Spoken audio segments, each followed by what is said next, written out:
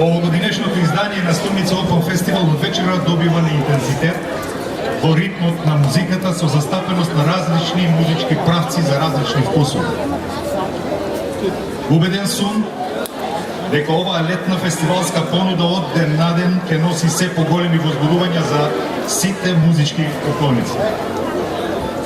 Мора да истакнеме дека овој фестивал, кој за прв пат од своето постоење се одржува во текот на јули и август, досега понуди разновидни културни настани од областа на поезијата, афористиката, филмската и музичката уметност, но и содржини со спортски и забавен карактер.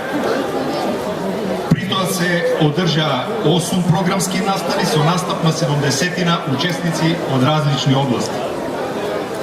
Како што веќе реков, Струмица Опен Фестивал од денес зема музички залет, па секоја вечер до 19 август на трите фестивалски сцени на градот ќе имаме можност да проследиме атрактивни музички концертни настани, на кои ќе настапат преку 200 инструменталисти и вокалисти од земјата и од странство.